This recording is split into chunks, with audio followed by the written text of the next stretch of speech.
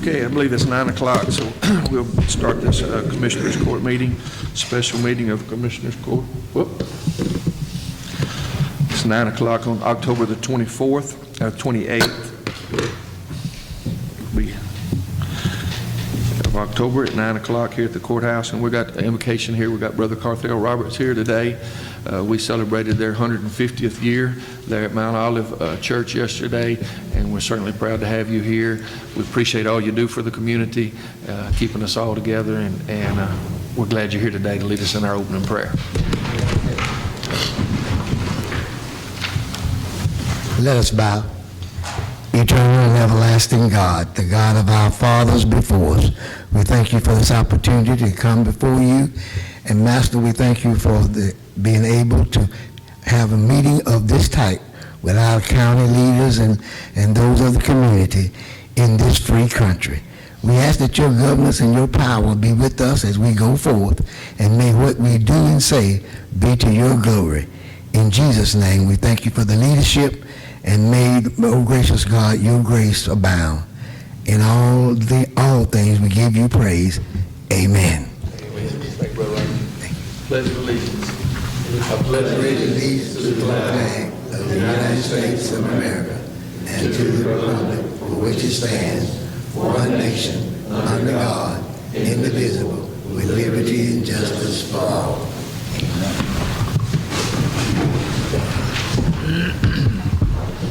Number 1, public comments and requests for information on non-agenda items in accordance with Section 551.042, the Texas Open Meetings Act. No one here to speak? Okay. Move on. Number 2, consider and possibly approve the minutes from the October 15th, 2024 regular meeting of the Commissioners Court. I make a motion to approve. Had a motion made by Commissioner Mitchell to approve those minutes. Second. Second by Commissioner Parchman. All those in favor? Aye. All those opposed? Carries unanimously. Number 3, consider and possibly approve the plat of a proposed Cory Morehead Subdivision number 34 located on Farm to Market Road 1402 and County Road 3270, submitted by Wayne Byley, and that's Precinct 3. Nana? This is off the 1402, and I said the corner at the 90 acres there on that frontage road, everything. So we've got I guess they turned everything in. Yeah, we got all of it here, and Ronnie Stewart, the guy that's over our waste projects right now, has reviewed it, and everything is good here with it. So no problems on his. I'll make a motion to approve. Got a motion made by Commissioner Applewhite to approve that. Second. Second by Commissioner Parchman. All those in favor? Parker, I'm sorry. All those in favor? Aye. All those opposed? Carries unanimously. Number 4, consider and possibly approve the Titus County Commissioners County Tax Roll Approval for Tax Levy Resolution. And Melissa's had a tragedy in her family, and it will be out today. This is our tax deal from the tax county. Whereas the tax rate of .3253 for maintenance and operation, and a tax rate of .0377 for interest and sinking fund were adopted for the tax rate for the 2024 for the Commissioners Court. Whereas all other things required by law to be done have been done properly by the appropriate officials, and the tax assessor has prepared the certified appraisal roll for the amount of taxes entered as set out in Section 2609 of the Property Tax Code.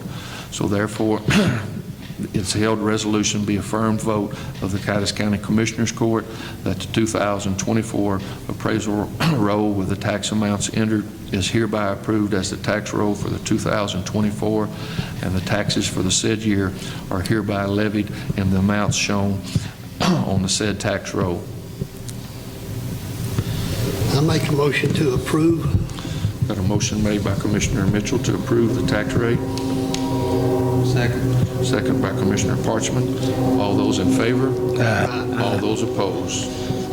That'll carry unanimously. Number 5, consider and possibly approve posting the speed limit of 25 miles an hour sign on County Road 30 30045 in Precinct 3. Yeah, this is a high-planed traffic road, and we've had a lot of people that's come down. I had a wreck on it the first time we started fixing it, and we just need to get it where we can slow these people down and keep them from hurting somebody or hurting themselves. I make a motion we'll do the 25-mile-an-hour speed limit. Motion made by Commissioner Applewhite, Second. second by Commissioner Parker. All those in favor? Aye. All those opposed? Carries unanimously. Number 6, consider and possibly approve posting a no-through truck sign on County Road 3045, Precinct 3 again. The reason for this here is that we've had that's a really big, the GPS on big trucks and stuff show them down that road there, and they really tear that road up, and when they can go down 2/10 of a mile more, turn to the right on a main highway, than coming down there on that little road, and plus it'll keep it from being damaged.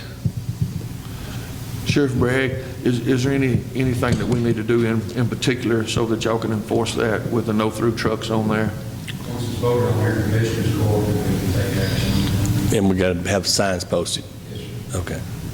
And you've talked to them about, we got the speed limit signs, you've talked to them about those? Well, I've talked to them in the past, but once we get them all posted and put up, they'll enforce it. And they got to be white and black? Yes. Is that correct? You got to be a certain size. Right, certain size, and just wanting to make sure that we're not putting them in a bind by not posting it correctly, so. Make a motion to approve. Got a motion made by Commissioner Applewhite to approve the no-through trucks on County Road 3045. Second. Second by Commissioner Parker. All those in favor? Aye. All those opposed? Carries unanimously. Number 7, consider and possibly approve the purchase of 40 radios from Bearcom for the cost of $36,175 for the volunteer fire departments to be leased from the county for their use. Mr. Ward? Morning. Morning. I've been doing some research on the communications with the VFDs, and a lot of the radios we have are old. The grants that come through Mount Pleasant was between 2003 and 2007, and then there was radios that was issued out through that time period, which even at 2007, we're looking at 17 years old. Some of the VFDs had been purchasing radios out of their money through the year. They're right around between 900 to 1,000, but the last ones I just quoted was like 1,100 a piece. So some of them's been buying one radio one year. Next year they might buy 2.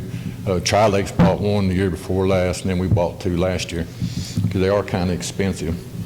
I met with Brad Eubanks, and we talked about the AXPs that Mount Pleasants are using right now. They're about 8,000 a piece, which I knew no way we could afford that for the county.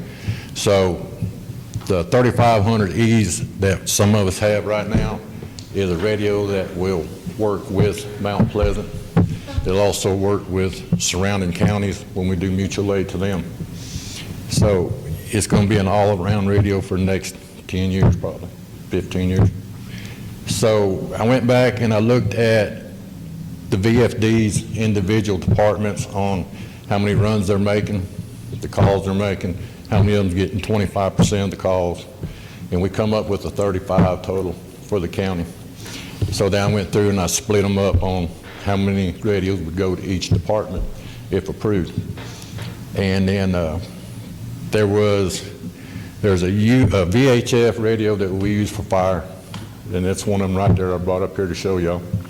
We use that one on fire, and then the UHF we use for medical. We need to be able to talk on the medical side also. So the price break cut on these things was at 40. So right now they are, let me find my figures here. If you just bought just a couple of them, they're 1,100 a piece. With the price break, we'll get them for $898 a piece.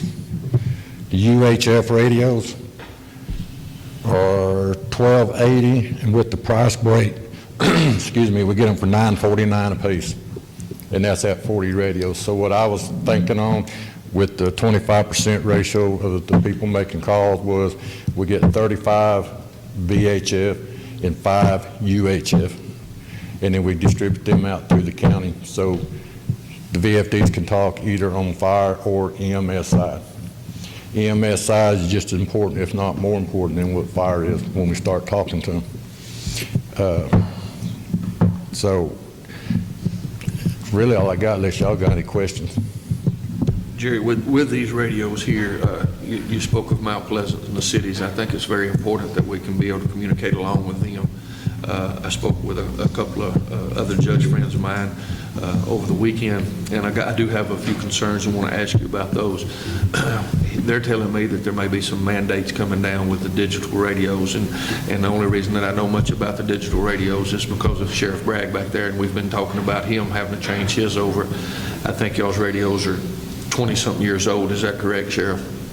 And so I want us to be able to communicate 100%, but I also want us to be able to stay where we can communicate with the city as well. I understand that those radios are quite expensive, but they're telling me that there may be some mandates come down that you do have to move over to those digital radios. Have you heard anything about that, Chris, with y'all's radios? This rumor doesn't. Okay.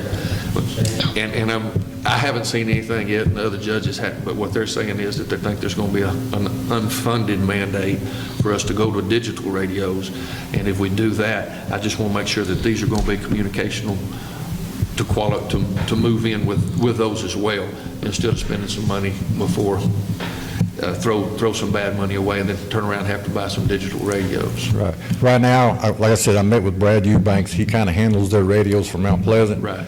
And I believe they have 8 right now of the AXPs digital. And like I said, you know, they're $8,000 a piece. So him and I talked about it, and these radios here would work for 10, 12, 15 years. But my plan is, as emergency management is, as soon as we get our stuff back from FEMA, our mitigation plans and stuff, that we can start applying for grants and maybe get us a communication grant in the future so we can go to the AXPs. And then we can start putting some of them at the VFDs also. But with the technology that Mount Pleasant has in place, we can talk from these radios to the AXPs with no problem.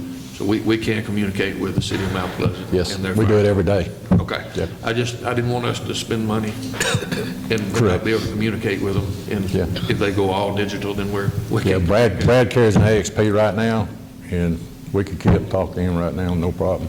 Okay. So, But there's no grants or anything out there right now for anything? sir.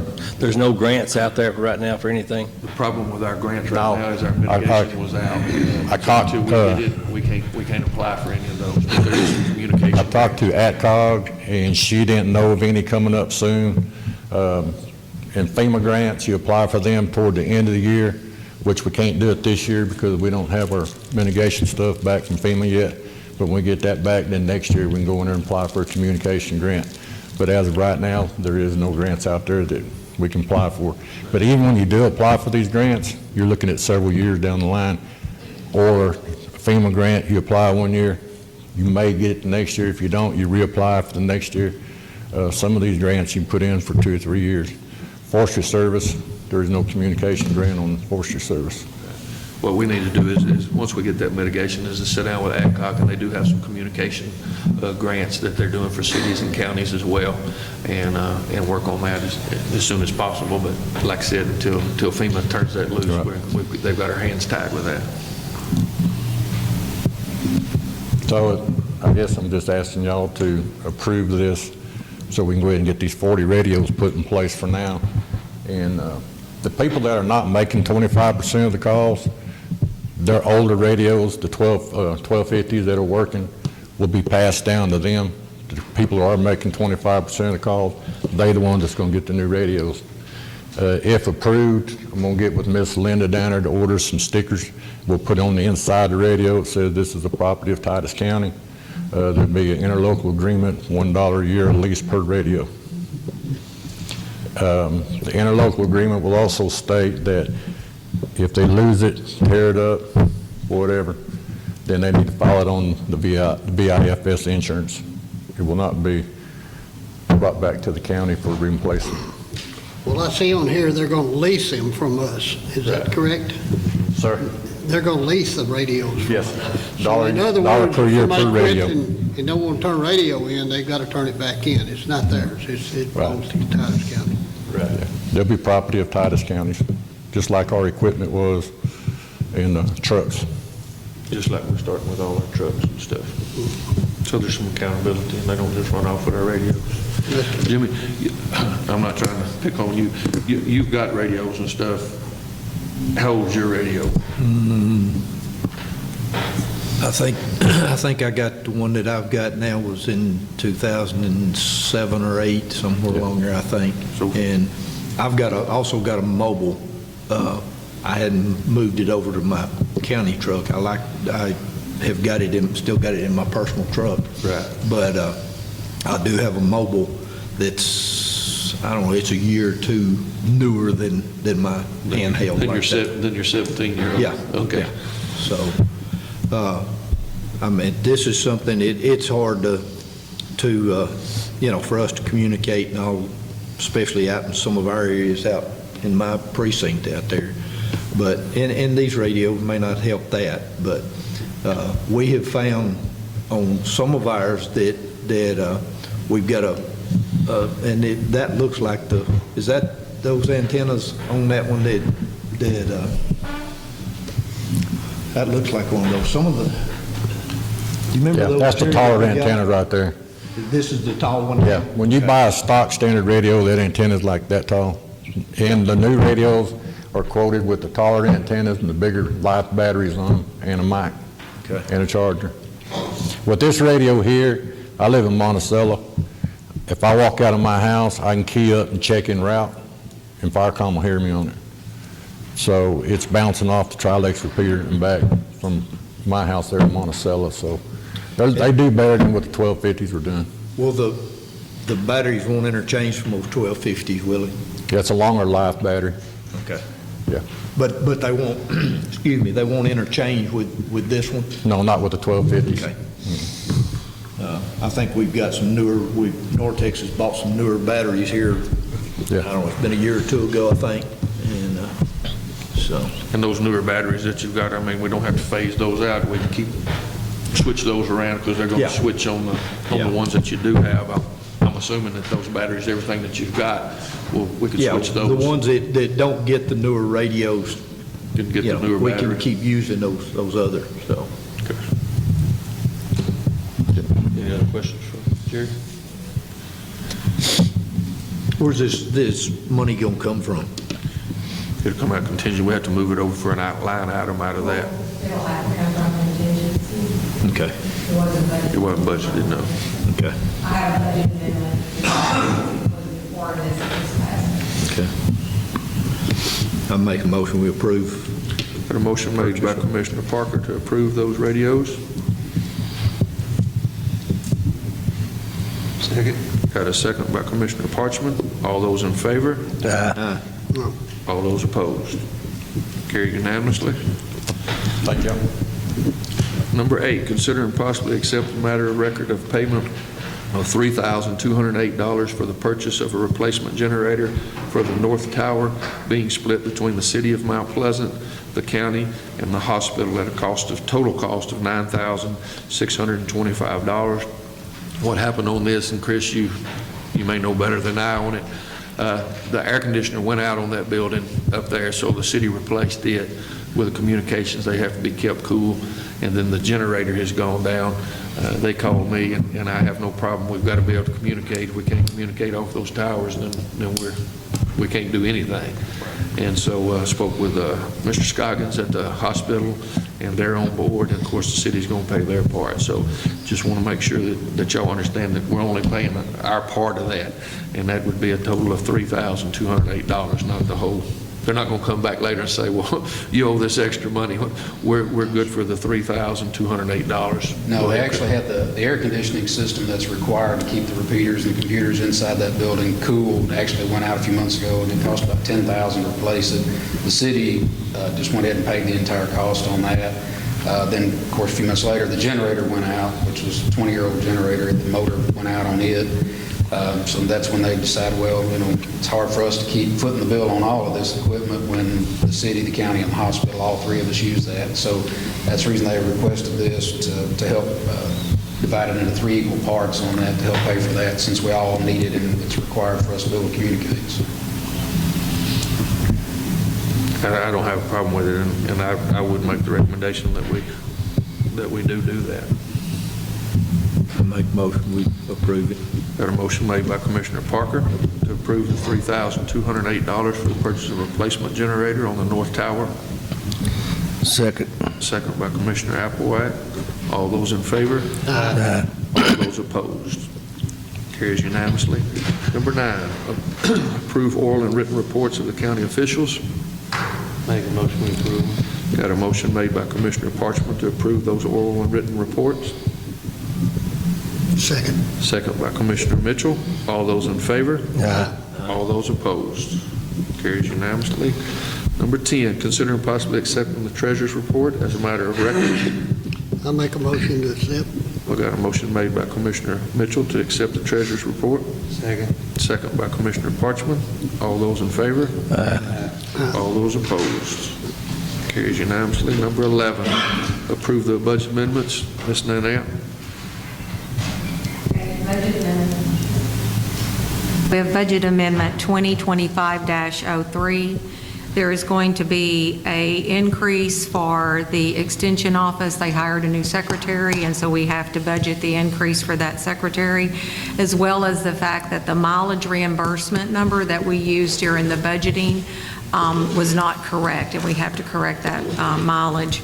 We also have a part-time salary for Precinct 2 that has been budgeted in 410.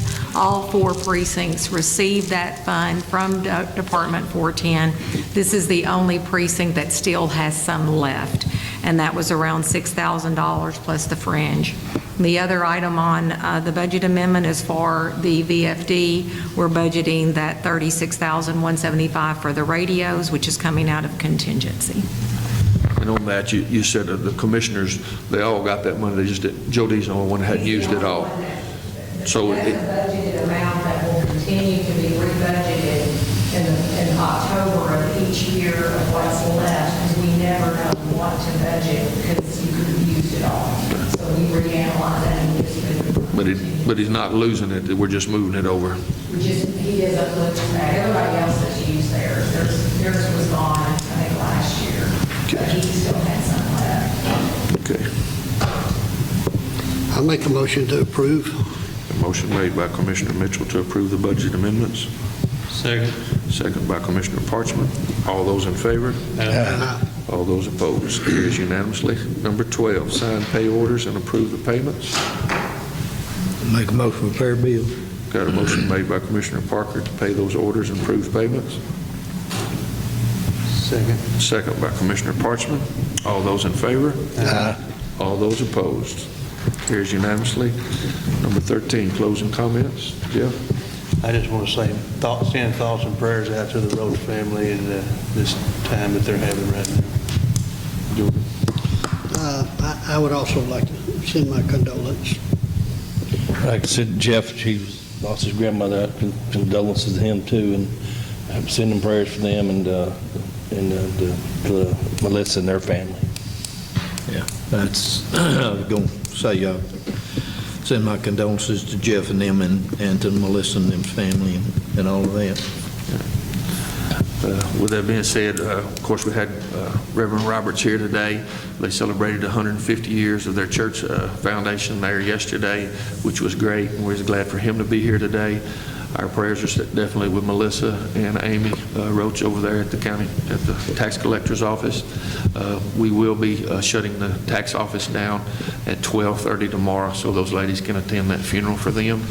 I also want to condolences to Jeff and the loss of his grandmother.